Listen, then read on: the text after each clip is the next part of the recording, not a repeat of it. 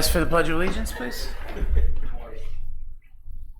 I pledge allegiance to the flag of the United States of America and to the republic for which it stands, one nation, under God, indivisible, with liberty and justice for all. Okay, good evening. Welcome, everyone. Prior to tonight's meeting, we had executive session to discuss legal issues such as Sion, Link, Wagner, and the PWTA.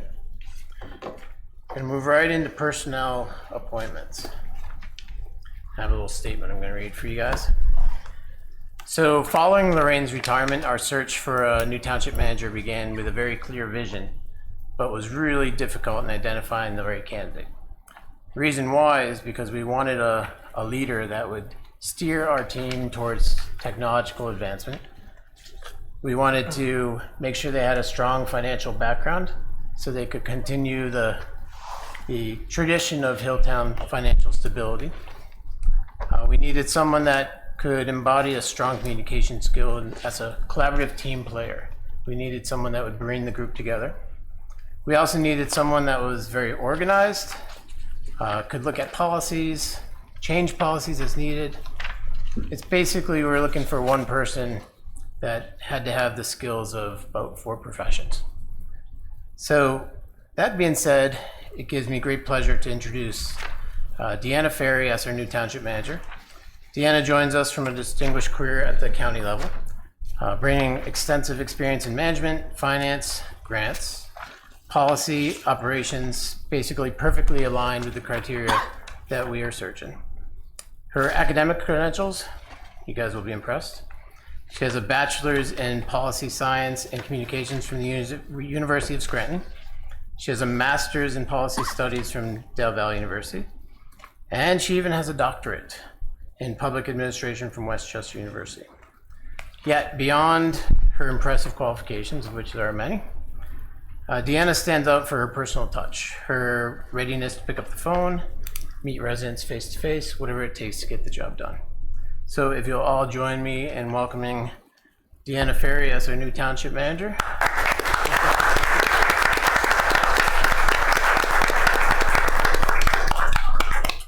So she'll be a very familiar face for all of you. And now we're going to talk about you. So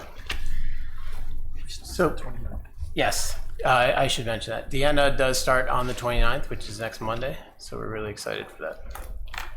So that being said, can I have a motion to make Deanna Ferry the township manager, treasurer, secretary, open records officer, pension plan administrator, and to be bonded at $2.5 million? So moved. Is there a second? Second, Mr. Chairman. Any discussion? None? All those in favor? Aye. Aye. And then I need a motion to approve resolution 2024-014, appointing representative to Bucks County Tax Collection Committee, primary voting delegate for the fiscal year 2024. Again, Deanna Ferry. Can I have a motion? So moved. Second? Second. All those in favor? Aye. Aye. Thank you very much. Okay. Consent agenda. Can I have a motion to approve A through D on the consent agenda? Thank you, gentlemen. Appreciate you coming. Thanks, guys. Is there a second?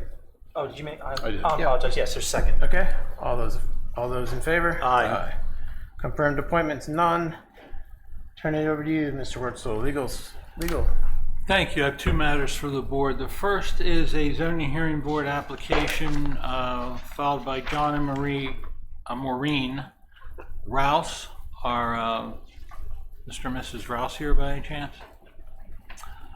This particular zoning application involves a request for a variance to construct an accessory to accessory structure, I should say, in the front yard, which is not permitted by the ordinance. There's some rather unique circumstances to this, but probably not worth going into. Otherwise, it's a rather generic zoning application, unless the board sees something in the application that requires further attention. I would not recommend sending me to this particular zoning hearing. Say we send them. No, I don't see. Likewise, I don't see a need. Yeah, I agree. All right, very good. Either I they, won't be attending that hearing.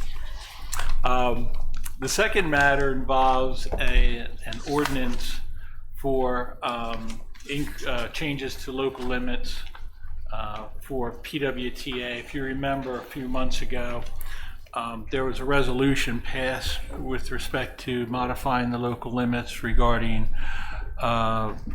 Hatfield Municipal Authority. PWTA wanted to proceed by ordinance rather than by resolution, which is a little more cumbersome, but for whatever reason, council to PWA is insisting upon this. So what I'm going to ask is for authorization to advertise the ordinance, and then we can take it up at the next meeting. Okay, is there a motion to advertise the ordinance? So moved. Second? I will second. Any discussion? All those in favor? Aye. Thank you, that's all I have. Okay. Planning. Okay, first item under planning is the Sioux Minor subdivision. This is a 2-lot subdivision, residential subdivision on East Creamery Road. There is one building lot out of the parent tract and one lot containing existing house. Mr. Smealand is here tonight representing the owner of the lot. This went to our Planning Commission back in June, at which time the Planning Commission did recommend preliminary final approval. Conditioned upon completion of the items contained in the engineering review correspondence dated May 29, 2024. At the risk of stealing Mr. Smealand's thunder, the only thing that I think is really outstanding that needs to be discussed tonight is, as has happened in the past, we have waivers of street improvements like curbs, sidewalks, widenings, and so forth. Typically, the township does look at a capital contribution in lieu of doing those things if they're being waived.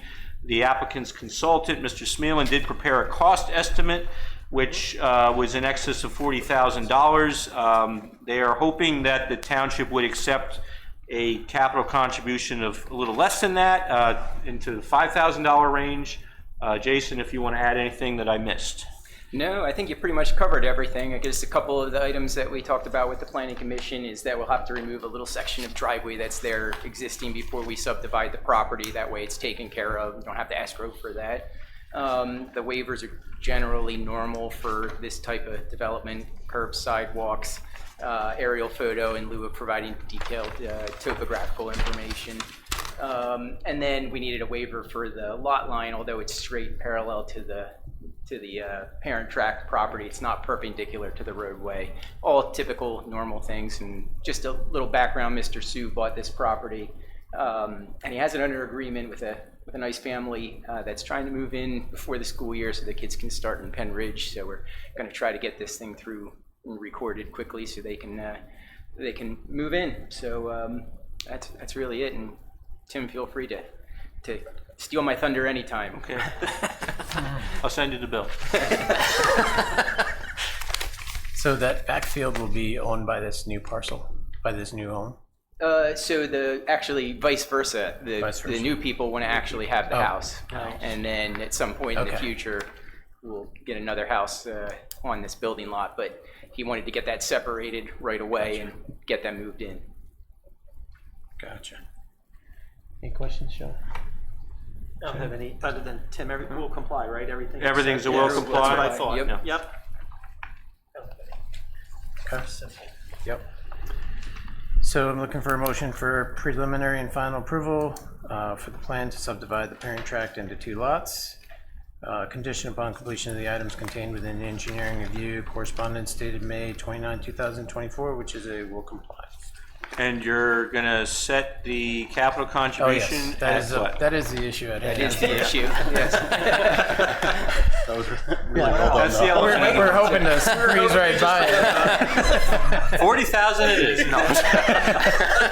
So Hilltown doesn't necessarily have a set policy. So Right. when I've done minor subdivisions in the past, if they're on PennDOT roads, sometimes you waive it entirely, and sometimes it's a case-by-case basis, but generally for these smaller subdivisions. It has been our tradition for a small subdivision to charge 5,000, so I'm all right with that. If that's been consistent with It is, yes. Yep, I'm Oh, fine. yeah, I'm I fine. apologize. We'll, Not really that important.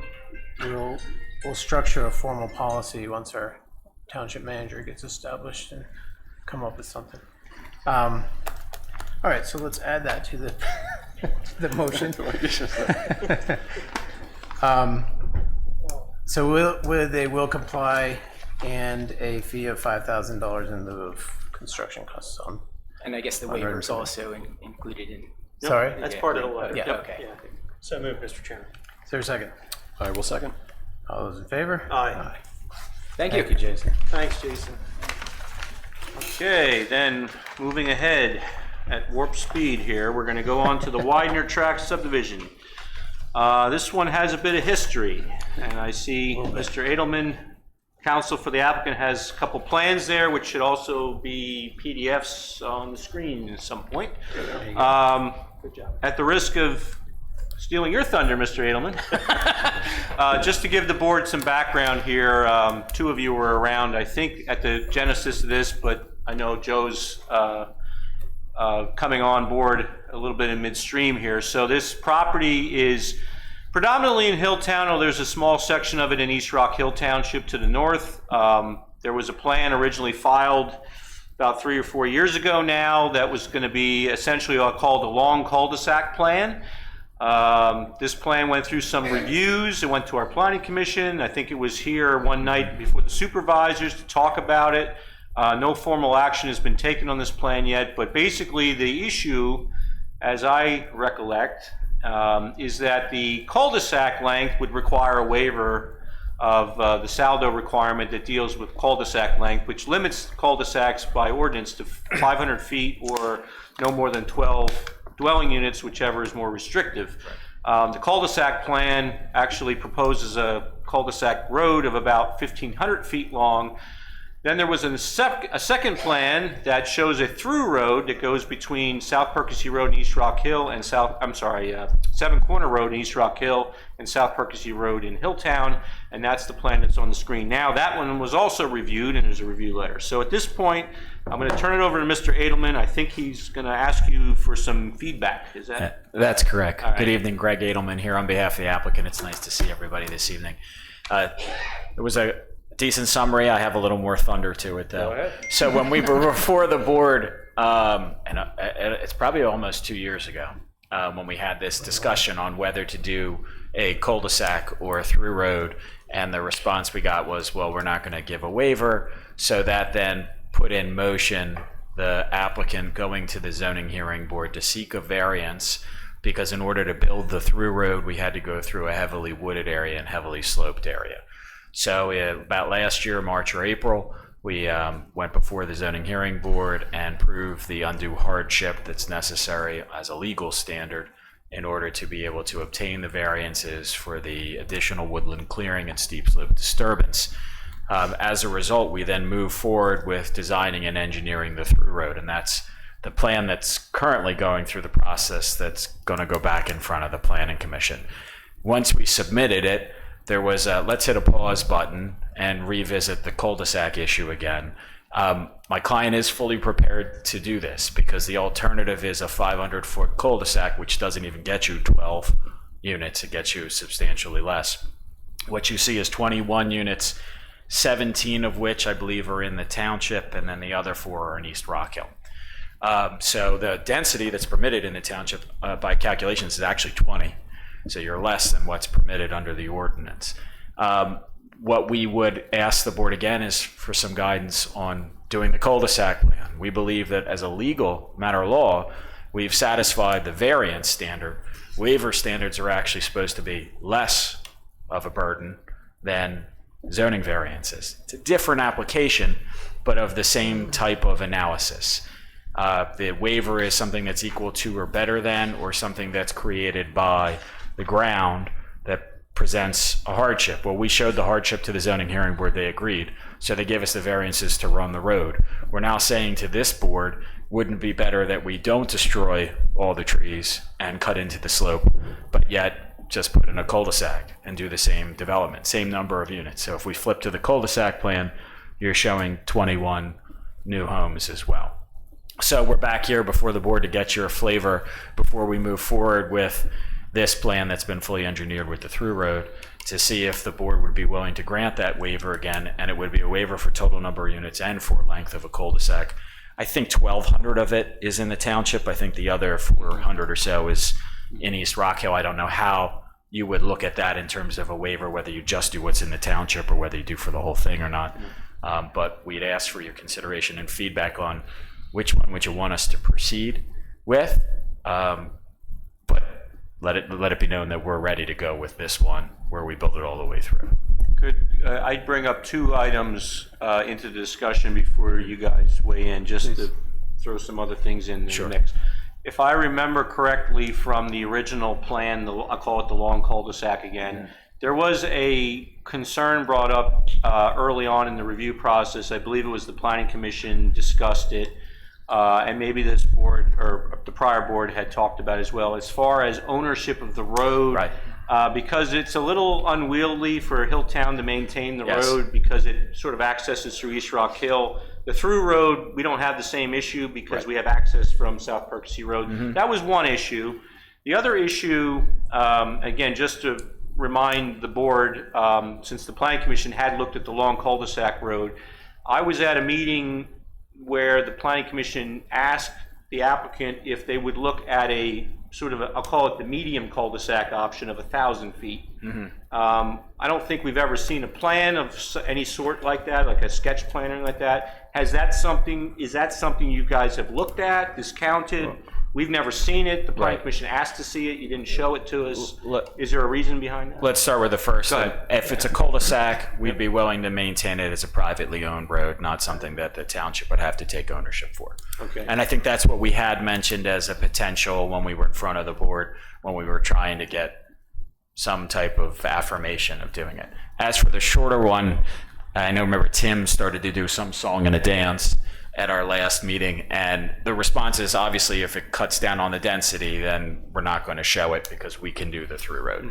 Even though this is more expensive, much more expensive, it still nets out as a positive than doing a shorter cul-de-sac with fewer units. So that's the economics behind it. This pays for the ability to do that road by getting that density. So we're happy to go with this if the board is not inclined to do a cul-de-sac. We think the cul-de-sac makes more sense. We think it's environmentally more sensitive. Certainly Tim was yelling at us about designing a road down a hill. So it makes Just to be Tim, clear, it makes that's Tim Woodrow, not Tim. That's correct. Correct. It makes Tim Woodrow much happier. But yeah, from my client's perspective, that cul-de-sac limitation in terms of total number of units and or length doesn't work. So we would go ahead and just build the through road. And at that point, it's up to the board whether you'd want to accept dedication of it or not for your portion in the township. We can't force you, we can ask, but it's up to you. So those are, I think, the answers to your other questions, Tim. Thank you. You're welcome. Where the cul-de-sac is proposed, what's the slope like up there? Is it, obviously, I haven't been to the top of the hill, but Tim can answer that better than I can. Yeah, I think the steep part of the property is as you crest the top of the hill and head down to South Percy. So the profile of the cul-de-sac road is at ordinance requirement, under 10%. under 10%? Under 10. Okay. And then, Chief, obviously we have a road right down the street that has a very steep slope on it. Are there a lot of accidents on that steep slope on Cowell Hill? There are accidents as a result of bad weather. Yeah, I know I avoid it when it's snowy. Oh, absolutely. Okay. So the density, Greg, Yep. is you're looking to keep the density the same, just eliminate the ski slope. That's correct. Okay. Although it's not ski slope. Maybe baby ski slope. It's got to be close. You've seen Eddie Eagle drive? Eddie the Eagle, yeah, exactly. I was thinking the Jamaican bobsled team. I was thinking like the bunny slope, the baby slope. Bunny slope. But You can tell who's selling and who's buying. Either way, I'd fall. It doesn't matter which ski slope it would be. But yes, Jim. okay, You wanna ask about width? go ahead. And the width of the road for the cul-de-sac, you're willing to expand that if required? Yes. Okay. Joe's fairly new to this, so So, yes, we're happy to answer any questions, Joe, you might have as well. I guess it's probably more for Tim just confirming process here. So we're just providing feedback at this point. Yeah. It's going to go back to the planning commission. Yeah, you're not taking any formal action on the plan tonight. Right. They want, I think, and again, I don't want to speak for Greg's folks, but I think they want to get some direction from the board so that they don't waste a lot of time engineering and revising and engineering a plan to come before you, only for you to say, I want the other plan. Right, and just so you know, the way we have it at this current posture is we've proposed the through road as the plan that's being proposed with a waiver request and an alternate plan to go back to the cul-de-sac plan. But that's, we have to fully engineer everything then twice. I think we were pretty close on the cul-de-sac. I think you were too. Yeah, and we have some more to do on the through road. I know Tim's issued a comment letter, so we probably have more, and that's why we hit pause before we continue to spend money engineering the through road. We thought we'd come back and have the discussion, and Tim's right, Tim Fulmer's right. We're not asking for formal action, just really some guidance, so that when we get back in front of you, we know which direction to go. And I think it's helpful for the planning commission, because when the planning commission sees this and starts talking about it, they're going to start asking us, well, what about the cul-de-sac? So we'll just be going back and forth. One other item, just to note, and Mr. Grove is well aware, being a manager of the Hilltown Authority as well, that the water and sewer still has to go up the hill. So I just want to be clear that even if you go to the cul-de-sac plan, you are going to do some disturbance of the slope, maybe not to the extent of building the road, but you're still going to have some work going on that hillside. I just want to make sure people understand that, if that's the plan you go with. If you go back to the cul-de-sac plan, you'll see we have a sewer easement shown. It should be shown on the record plan, the other one, the other PDF. If you move it over to the left a little bit and hit the other one, yeah. Yeah, you'll see this sewer easement coming at the end of the cul-de-sac down to South Percy. So yes, that's correct. There will be some clearing, but much more minimal. Yeah. Much more minimal. Just for full disclosure, though, you understand there will be some. When you first came in with the plan, the two things that I had were I'm on?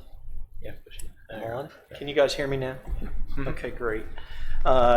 Was the width of the road, which Caleb brought up, and also the ownership of the road. And those are two things that you guys said, or you've already spoken on, to say that you would take care of. That's correct. Those were my two things. So with respect to that, I would like them to take a look. I'd like them to put something together with the cul-de-sac and send that back to the planning commission for their review. That's me. So obviously every development's a little different, but if we sign, we agree to this waiver for a long cul-de-sac, are we opening opportunity for this to be a common occurrence? No, I mean, like you said, every plan's a little different. There's some uniqueness to this site, I believe, with the steep slopes that you could always say is a factor in your decision to grant the waiver, as opposed to another property that may not have that factor, and then you could say, well, no, we don't want to give you that waiver because of the circumstance. So I'm going to let our solicitor opine on that. I couldn't agree more. In these matters in general, there's seldom facts that line up precisely the same. There's usually some sort of uniqueness. I actually think this project, there's a ton of uniqueness. There is. Yes, there's more than just slope. So I agree. I wouldn't anticipate this creating some sort of precedent. The other for thing longer you could do is in our plan set, keep the through road as a plan sheet. And if you were inclined to grant a waiver, then there would be a record as to why you would have granted the waiver. Whereas in other instances, you're not talking about somebody showing up to do what's required. They'd be coming in just to try to extend it. Here you're saying, well, yeah, we know you can comply, but there's a better way to do this. That's a different approach than what Jack knows that I normally would show up with. You got to do me something. I just want a bigger road. That's not what we're talking about here. Right. One last thing to mention is, obviously, we're only speaking on behalf of Hilltown. East Rock Hill Township, which my firm, full disclosure, my firm represents East Rock Hill, though not me personally.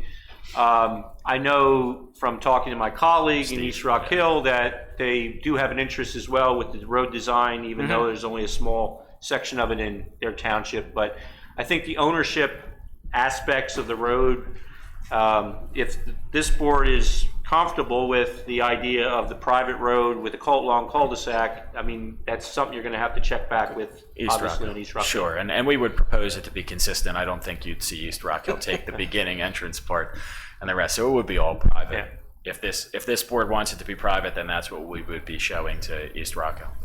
And if I may add a comment, just for sort of completeness of the record, the reason the discussion arose about the width of the road, and Mr. Edelman said they'd be willing to expand the width of the road.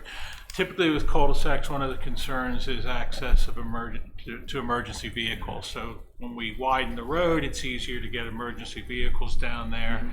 And so that's why sometimes with cul-de-sacs, that becomes an important aspect. Understood.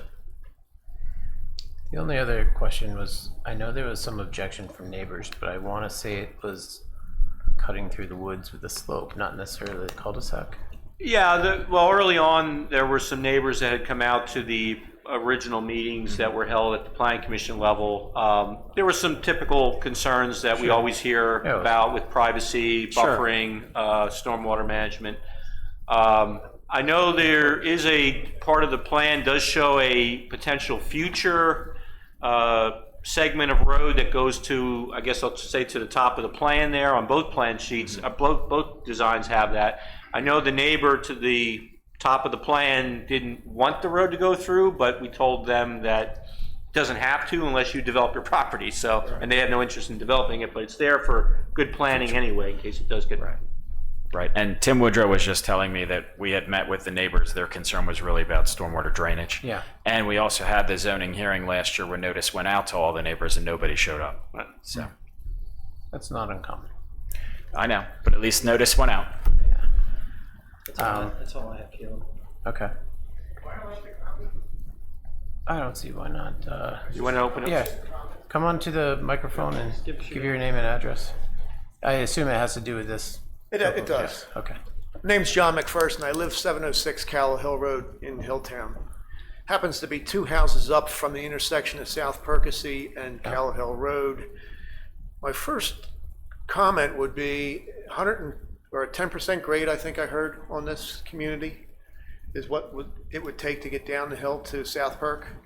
Does anybody know what the grade is on the Calla Hill Road coming down that hill? The only reason I'm making a comment here is I've lived there 27 years, and I've seen car after car in either the rain or the snow, especially in the snow, where they come over the hill and they can't stop and they end up crossing the bridge, and it's only by the grace of God that they didn't hit anything. I know the officers experience people crashing into the abutments on either side of the old bridge, okay? During the shutdown of the bridge and the construction that's going on now, we actually had a Ram truck come down that hill, jump over the pile of stones that was there to prevent that, and proceed to crash through to the other side where the signs were for road shut on our side. So anything that prevents that from happening, and I don't know if the grades are similar or whatever, but this, if you came down the hill and lost it, you go right across into the creek on the other side. So I just wanted to bring that up. If anybody wants to think about this a little bit, if the grade is a lot less, maybe you got a chance.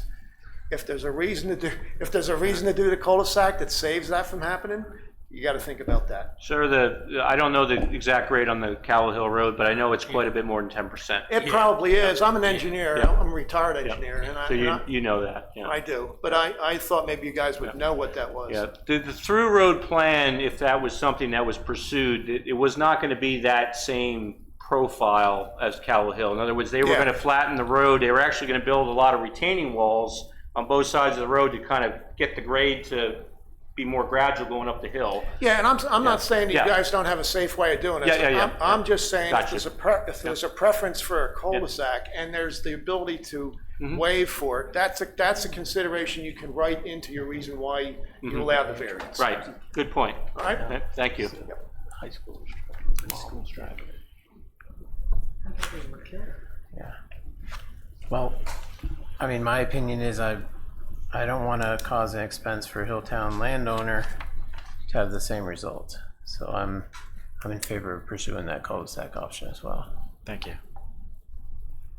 Yeah, I think that makes the most sense, and you did the through road too, just based on that slope, the optics on South Percy would be completely different. That's correct. You're going to lose Whereas that now- whole hillside.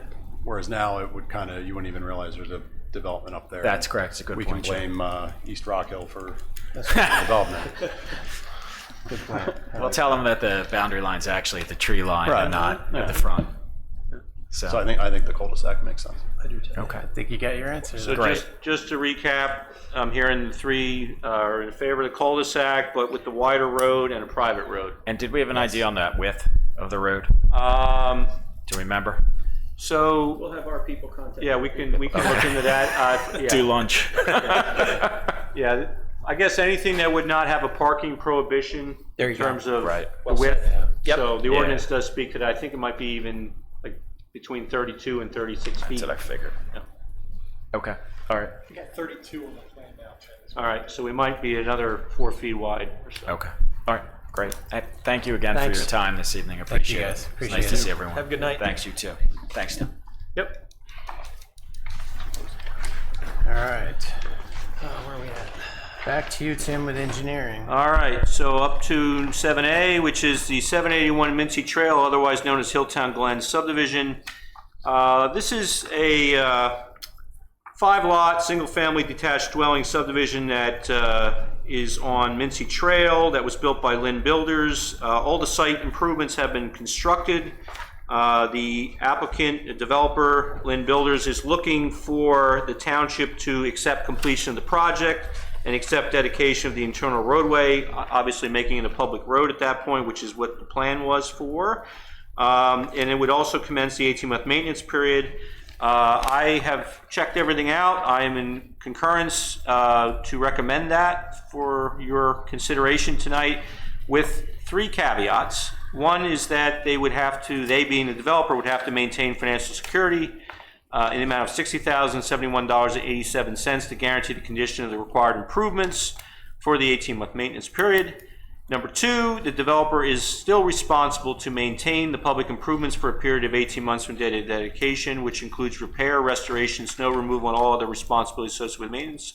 And per paragraph 18 of the development agreement, the developer is responsible to provide title insurance for the internal road to be dedicated to the township, which must be filed with the township. And I don't have that yet, so that should be a condition of your approval. Have you reached out to Lynn Builders? I have, yep, and he's working on it, but he has not produced that yet. Okay. So if you're going to accept completion tonight, I would make it contingent upon those items. Okay. What was that amount again, Tim? 60,000? $60,071.87. And we currently hold more than that in escrows, so we would just be maintaining that balance for another 18 months, basically. Okay.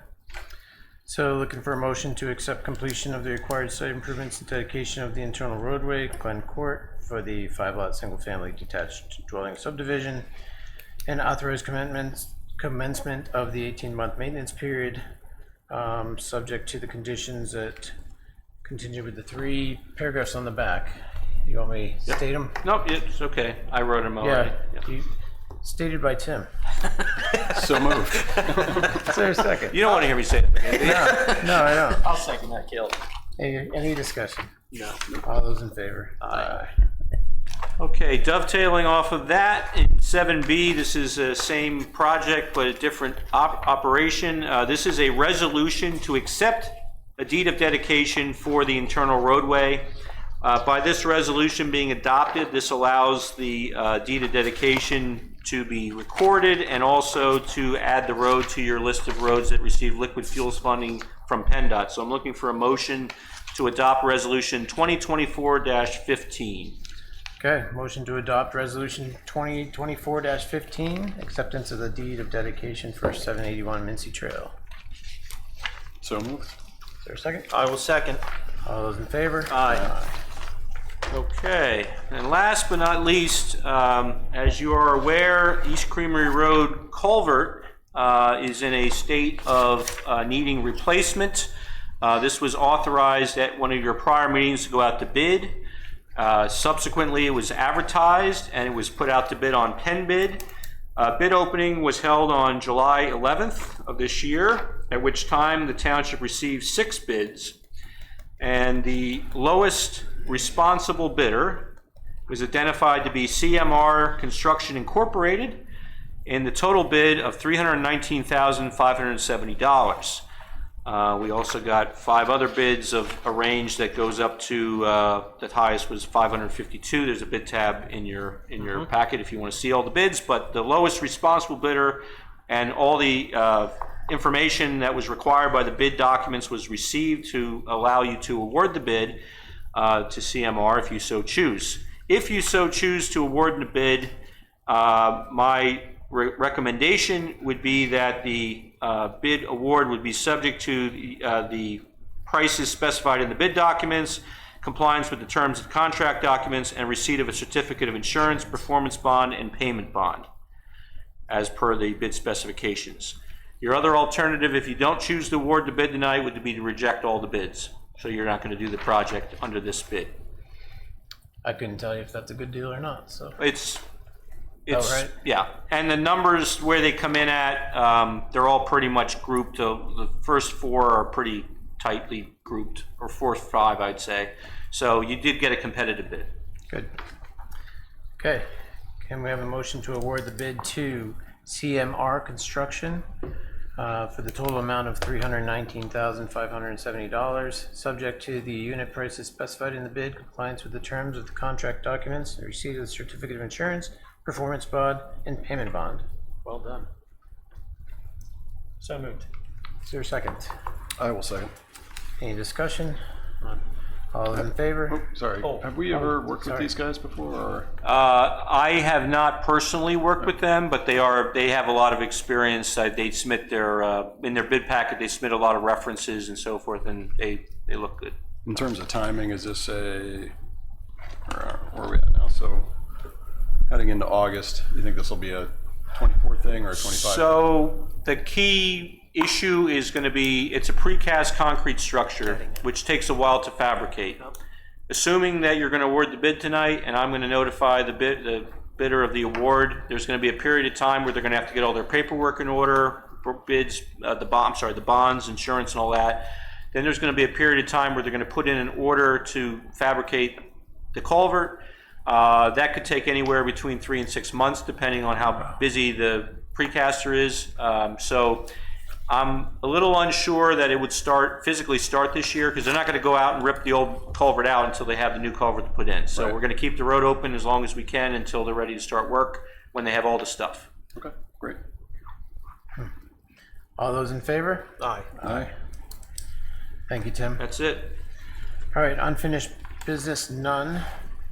New business, and I will mention that we have 2 inquiries into land preservation, and we're currently going to take a look at reviewing our policy and seeing if it complies with modern day.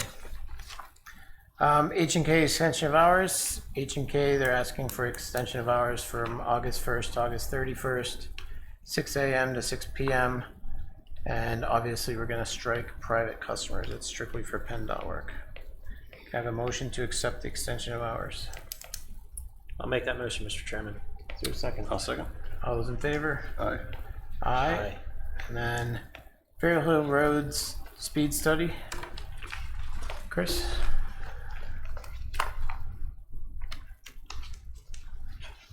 So just for some background on this, Please. This ties into some of the concerns that were raised for the 309 connector project, just with the existing conditions. And Chief Engelhardt had mentioned that there's one study methodology, which is the 85th percentile. Right. And then there's also a second type of study as well, which is partly what we can discuss here, but I think we can use different methods to check the speed and set it from there. Good evening. Hi, Chris. Supervisor Metzinger contacted me about the other method, the average safe running speed method for conducting a study last week. I assigned Sergeant Gilday to go out and perform that study based on that. He was able to complete that. The average speed for that came out exactly at 45 miles an hour, which is actually very consistent with what the data we collected before from our JMAR unit that we put out there. It's almost identical. Based on that, if the board was inclined, you can lower that speed by 5 miles an hour for that stretch. The study was done for between Spur Road and Keystone for that stretch there. So if the board was inclined to lower that speed limit at all, they could do that, or you could do that. There was some interesting crash data. I don't know if you could share that. Yeah, well, I also looked at the crash data we had over the last 3.5 years. We had 7 mid-block crashes in that stretch, which seems like a lot. It is a lot, but when you look at the causation factors, 3 of those alone were single vehicle DUI crashes. So speeding Isn't, Well, it might have been a factor, but it wouldn't have stopped those crashes from occurring. Right.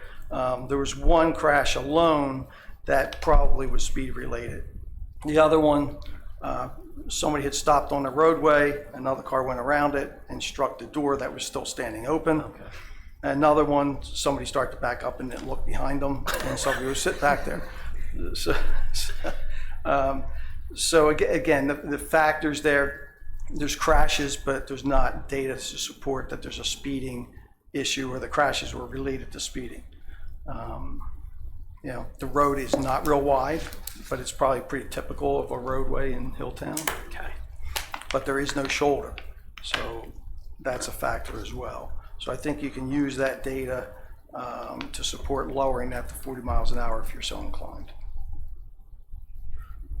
Is there anything else we could do in terms of enforcement? We can do more of it. I mean, that's certainly. And what does that look like? I mean, we would just assign our traffic guys to go out there and, you know, do more enforcement, particularly during the day. Yeah. Again, probably, and I didn't look to see time of day for those like DUI crashes. They were most likely at night or early evening. So I don't know if that would have been impacted by that, but we can certainly step up the enforcement in that area. Do you think moving 5 miles an hour on the sign is going to make a difference? Is it going to have a tremendous impact? I don't think so. But will it slow some people down? Yes, not everybody. With the future of Fair Hill kind of unknown with the 309 connector, you want to hold off and see what the final plan is?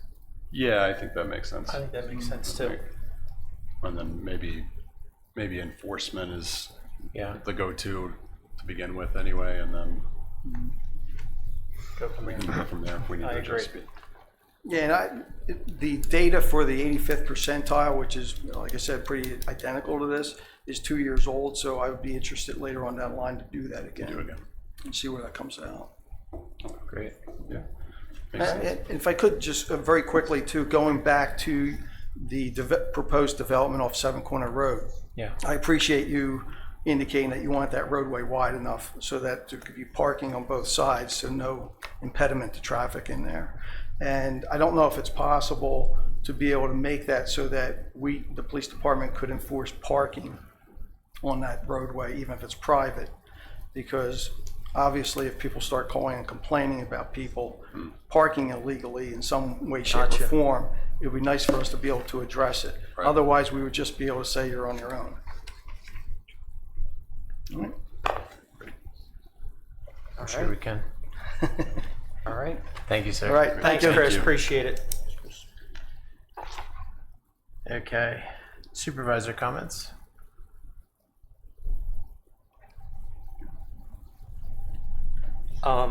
First and foremost, I want to thank Caleb for everything he did with setting up the interviews, the time you put in on all of that. I greatly appreciate it. You did a yeoman's task there. Thank you. You really did. My pleasure. And I appreciate it, and you're doing a great job as chairman.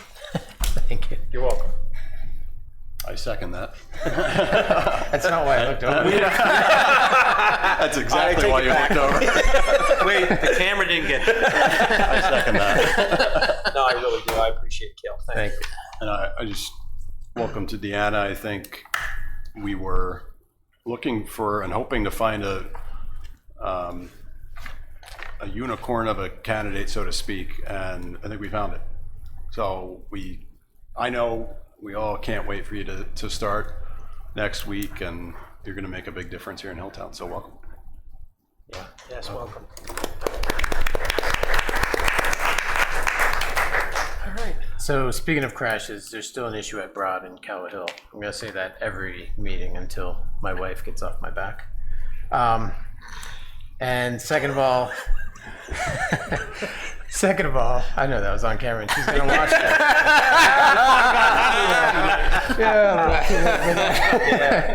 Jim, you shouldn't have said that. Second of all, the second Tuesday of every month, we have our Park and Rec board, and they met last month, or I guess it was this month, second week of this month. Yeah. And with the Olympics coming, I'm going to use the analogy of the dream team. This is a great group, and I'm really excited to have them. I think they're going to do amazing things, and I'm happy they're on board. So, and it is open to the public. We did have one person at our first meeting. Feel free to come on out if you have anything to say about Park and Rec. So, other than that, moving on, public comment.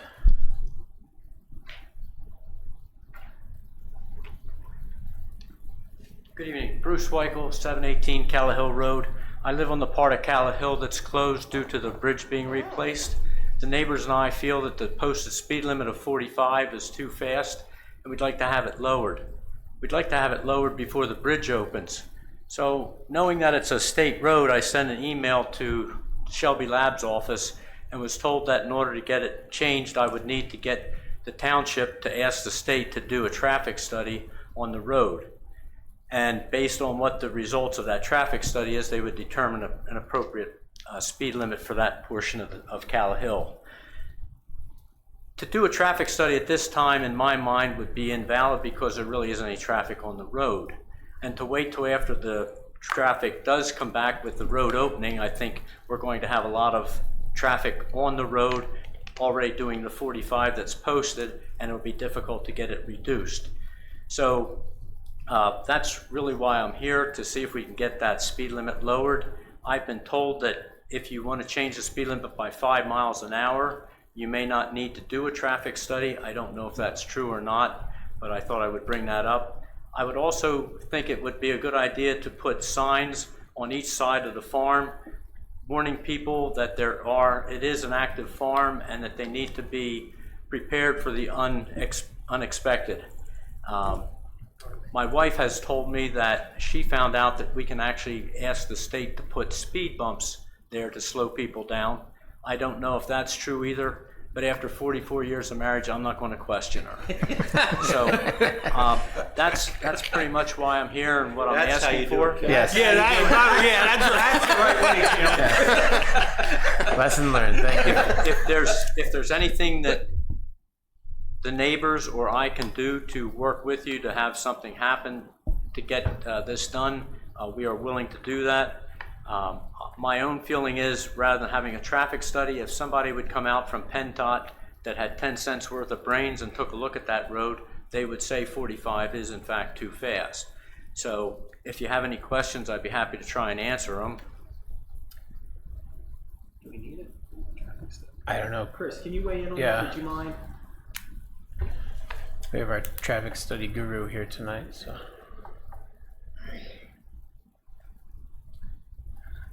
I'm kind of surprised that PennDOT hasn't already changed that because of that bridge. A lot of times when they put a new bridge in, they'll require the speed limits to be lowered as a result of that. They haven't done it in this case. I don't know if that's part of the plan. The upper end of Callahill Road, going out into East Rock Hill, is already 35. So I don't know if they plan to extend that down into Hilltown or not further. As far as, they're going to need a traffic study for PennDOT to decide to make a lower speed limit, unfortunately. They won't just lower it. Now, they may come out and, based on the bridge and other factors, make that determination. Is there somebody you can reach out to regarding that, Chris? Yes, there's somebody I can reach out to and ask them about that. Yep. Get the ball rolling for Mr. White. We'll see if we can get him going there. Yes. And the speed humps, I don't believe that PennDOT would be agreeable to put speed humps on that. Okay. But there is somebody we can reach out to and at least get some of these Yes. questions Yep. answered. That'd be great if you Yep. could. I'll do Again, that. one of three. Yeah. That's- Yep, I'll reach out to him. Might want to ask about the tractor crossing signs too for, Yeah, I don't know if that has to be put on the township. I think they would approve them, and then the Yeah. township would have to put them up. Okay. We have them in Blooming Glen. Okay. Yep. okay. All right. Nope, please. Sure. Just give your name and address again if you would. John McPherson, 706 Callow Hill. Again, I'm 2 houses up from the bridge being reconstructed right now, but I'm also in an area from Bruce's Farm, which is 2 or 3 doors down from me. From Bruce's Farm towards the bridge, which is headed west. During Hurricane, or whatever it was, Ida, we had 6 inches of water rushing down in front of my house, which was almost 2 foot deep by the time it hit the bridge. And then that interacted in a T fashion with the creek water running towards Telegraph. And I watched it climb and climb until it went over the bridge. In the meantime, both ditches, now my ditch is this deep. I've been in it and I picked stuff out of it, trash, were full of water on both the 705 side and my side, 706. And you can go down there right now and look at both sides, and they're eroded right to the blacktop. And there's a few areas where the width of the street has been compromised. And I've had quite a few people turning around in my driveway and not being able to navigate that area and have dipped wheels as they exited. As well as a few accidents, including, I think, what was the one with the truck? Got Junk truck came down that road about 3 years ago. Lost control, ran through the ditches on my side, hit a tree, went across the road, and stove the front of his truck in and injured 2 people. And there's many, many other accidents I can cite. But when you come down to my end of the road, which is about 2 houses up from the bridge, and actually look at the condition of the ditches on both sides, it's dangerous. People come up from the bridge when it's open, and right at my driveway, the road takes a little dog leg. And if they're on their phone or not paying attention, or somebody coming down with a bigger vehicle forces them over a little bit, they have been in my ditch many, many times and have had to call the tow people out there at 313 to come and get them out with a rollback. And I'm sure you guys have records of all that stuff. I know I've been out there a few times trying to collect from my mailbox. So the 35 mile an hour I think would help that. And Bruce has fields that he uses for grazing, and he crosses animals across the road. And he's told me, that's why I'm here supporting him, that, you know, people come down the road and all of a sudden they're surprised that it's a farm. I know during this shutdown period, the wife and I walked along it until they tarred and stoned it recently. And his chickens occasionally end up in the road, and they're, you know, they just go where they will. So I think it's a good thing to do. And it would only be, we're only asking from South Perk Road. If you go up the hill, it's all 35 all the way into Percy from there. So people coming down the road would be 35 and up to 313. Beyond that, I think 45 is reasonable except for the condition of the blacktop. 113. 113. Yeah. Yeah, I'm sorry. That's all right. 113. No problem. So that's all I've got, unless you have some more questions for me. The other thing I'll say is I moved in there 27 years ago, and I, at the time, had 2 young daughters. And my wife and I were working, they were going to school, and both of them started to drive. We would come home in the evening, especially in the wintertime when it was dark, and the mailboxes are on the opposite side of the street. And what I found very rapidly is that everybody that drove in the driveway one at a time would stop, park the car, go across and check the mail. Well, the first person got it, the other 3 didn't have to do the trip. But I can't tell you how many times they came in and they said, you wouldn't believe what just happened to me. It was to the point where I put a light in on the side of my garage that you can see from the road, and when you turn into the driveway, the first guy in that got the mail turns the mail light on so that everybody else coming in behind him knows it's already done. That way we only risked one trip a day. And I mean, that's how bad it is. I've actually wanted to get a mailbox moved up to the Silverdale. I'm thinking about doing that. But if anything you guys can do to make this better, and it's not just me, it's all the neighbors. They've had their mailboxes taken out and everything for a long time. Thank you. Thank you. Appreciate it. Any other public comment? Yes, sir.